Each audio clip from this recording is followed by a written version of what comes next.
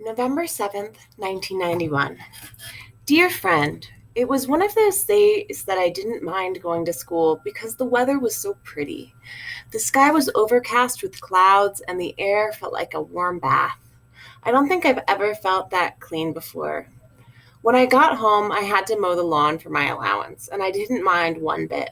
I just listened to the music and breathed in the day and remembered things. Things like walking around the neighborhood and looking at the houses and the lawns and the colorful trees and having that be enough. I do not know anything about Zen or things that the Chinese or Indians do as part of their religion, but one of the girls from the party with the tattoo and belly button ring has been a Buddhist since July. She talks about very little else except maybe how expensive cigarettes are. I see her at lunch sometimes, smoking between Patrick and Sam. Her name is Mary Elizabeth. Mary Elizabeth told me that the thing about Zen is that it makes you connected to everything in the world. You are part of the trees and the grass and the dogs, things like that. She even explained how her tattoo symbolized this, but I can't remember how. So I guess Zen is a day like this, when you are part of the air and remember things. One thing I remember is that the kids used to play a game. What you would do is take a football or something, and one person would have it, and all the other kids would try to tackle that kid. And then whoever got the ball next would run around with it, and the kids would try to tackle him. This could go on for hours. I never really understood the point of this game, but my brother loved it. He didn't like to run with the ball so much as he liked to tackle people. The kids called the game Smear the Queer. I don't really think about what that means until now.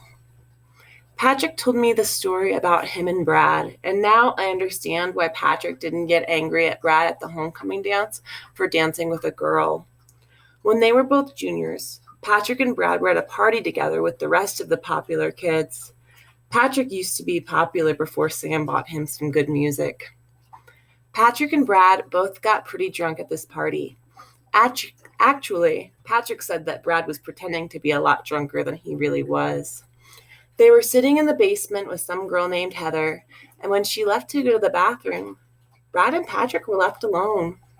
Patrick said it was uncomfortable and exciting for both of them.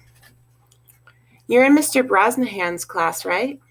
Have you ever gone to a Pink Floyd laser light show? Beer before liquor, never sicker. When they ran out of small talk, they just looked at each other. And they ended up fooling around right there in the basement. Patrick said it was like the weight of the whole world left both their shoulders. But Monday in school, Brad kept saying the same thing. Man, I was so wasted. I don't remember a thing. He said it to everyone who was at the party. He said it a few times to the same people. He even said it to Patrick. Nobody saw Patrick and Brad fool around, but Brad kept saying it anyway. That Friday, there was another party, and this time Patrick and Brad got stoned, although Patrick said that Brad was pretending to be a lot more stoned than he really was. And they ended up fooling around again. And Monday in school, Brad did the same thing. Man, I was so wasted, I don't remember a thing. This went on for 7 months. It got to a point where Brad was getting stoned or drunk before school.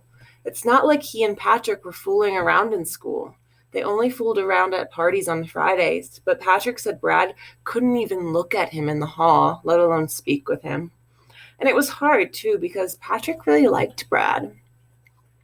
When summer came, Brad didn't have to worry about school or anything, so his drinking and smoking got a lot worse. There was a big party at Patrick and Sam's house with the less than popular crowd.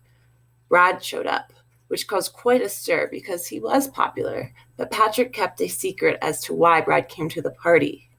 When most people left, Brad and Patrick went into Patrick's room. They had sex for the first time that night. I don't want to go into detail about it because it's pretty private stuff, but I will say that Brad assumed the role of the girl in terms of where you put things. I think that's pretty important to tell you. When they were finished, Brad started to cry really hard. He had been drinking a lot and getting really, really stoned. No matter what Patrick did, Brad kept crying. Brad wouldn't even let Patrick hold him, which seems rather sad to me because if I have sex with someone, I would want to hold them. Finally, Patrick just pulled up Brad's pants and said to him, "Just pretend you're passed out." Then Patrick got dressed and walked around the house to go into the party from a different direction than the bedroom. He was also crying pretty bad, and he asked if anybody and decided if anyone asked him, he would say his eyes were red from smoking pot.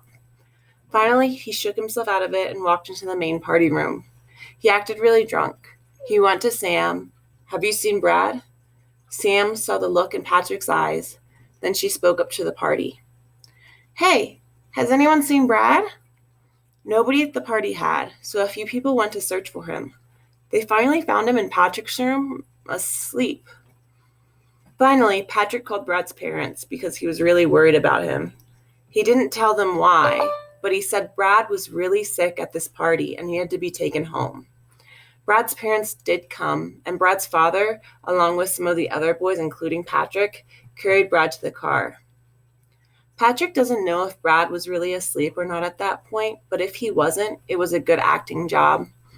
Brad's parents sent him to rehabilitation because Brad's father didn't want him to miss his chance at a football scholarship. Patrick didn't see Brad for the rest of the summer. Brad's parents never did figure out why their son was getting stoned and drunk all the time. Neither did anybody else, except the people who knew. When the school year started, Brad avoided Patrick a lot. He never went to the same parties as Patrick or anything until a little over a month ago. That was the night he threw rocks at Patrick's window and told Patrick that nobody could know, and Patrick understood. They only see each other now at night on golf courses and parties like Bob, where the people are quiet and understand these things. I asked Patrick if he felt sad that he had to keep it a secret, and Patrick just said that he wasn't sad because at least now, Brad doesn't have to get drunk or stoned to make love. Love always, Charlie.